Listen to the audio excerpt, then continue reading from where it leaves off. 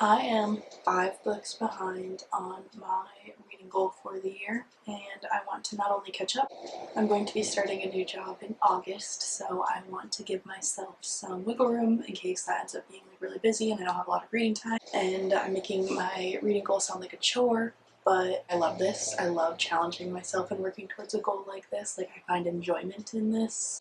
So there are 2 steps to solving my reading slump right now. The first one is condensing my giant stack that my cat is rubbing his face on right now of TBR books down to 4. So right now, here's the stack of just the stars I grabbed off my shelf. There are more good books on my shelves that I would like to read eventually. Right now, this is just the stack that when I scanned my eyes over the shelves, I was like, yep, like I want to read those ones. That's something that sounds interesting to me right now, because I'm a mood reader to my core. I like to have options at all times, and so that's why I'm also going to pick 4 that I'm most excited for next, because then I can kind of move between those 4 depending on what I'm vibing with. First, I'm just going to show you the stack of all of them, and then I'm going to show you the 4 that I'm going to have as my goal right now. I need to finish Queen of Shadows, which I'm reading right now. This book will need its whole own yap session. This series will need its whole own yap session. Again, like I said, I'm just going to show you the ones that caught my eye right away, and then at the end, the 4 that I am putting on my read now urgent list. First book I grabbed off and was I want enticing, Lady Tremaine. I thought I remembered being a Shakespeare retelling. I think I just saw Lady and was oh yeah, Shakespeare. But it is actually a Cinderella, retelling from the evil stepmother's point of view. So that interests me. I need to stop myself from yapping about them too much. A Song of Legends Lost. This I saw in a fantasy recommendations TikTok. I am going to find the 2 guys that I know post videos like these a lot because I love them and I get a lot of my recommendations from them, so excited for this one. The Second Death of Locke. This one came from a TikTok that was talking about if you like slow burn, read this, and apparently this is going to hurt me. So I need to be in a very specific headspace for that, but I think I'm close right now. This one I know I'm not ready for right now. I want to read this and I know I'm going to love it, but I just don't know if I'm ready.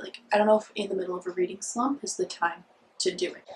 My queen, I just had a dream that I met Veronica Roth and I was gushing to her about Divergent and how Tris and Four are such an amazing romance and that she's a wonderful romance writer. I've never read a book of hers other than Divergent, so I'm excited to read this one. Beautiful, beautiful, gorgeous.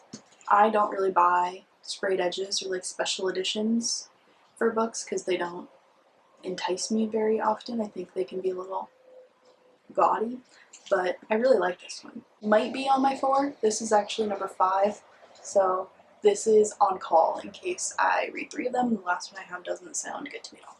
The first book that I grabbed that I'm going to put on my goal of next 4 books, Lessons in Chemistry.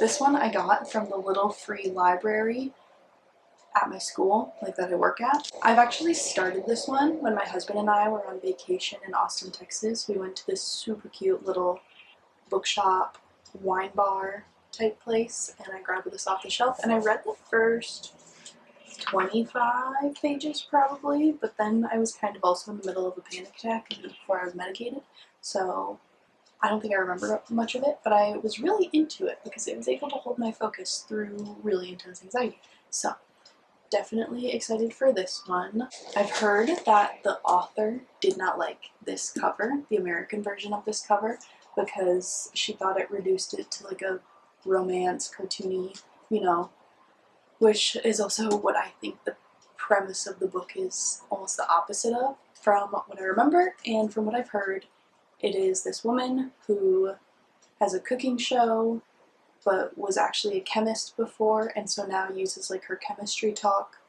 in the cooking show maybe. I think there might also be some mother-daughter drama in the book, which I always eat right up. So I'm excited to read this one. I think this is definitely one that might be after Queen of Shadows. Yesteryear. I lied about the last one being the one after Queen of Shadows because this is my book club book, so this like really urgently needs to happen actually. I have heard the most mixed reviews for this book that I have heard about any book ever, actually. I don't think any book that's been on my TBR and like as a recent publication has been as mixed as this one is. One post I see will just be like, I fucking hated this book, this was the worst book I've ever seen, don't waste your time, terrible, garbage dumpster. And then another post I see will be like, oh my god, you have to like really understand the depth of this book to be able to comprehend it. So I can't wait to find out. I know one of the girls in my book club was talking about it and said she hated the main character, so she wasn't loving the book. And my response was, I think you're supposed to hate the main character, but we'll see. Because I have had the issue with books in the past where a villain is written too villainous, if you know what I mean.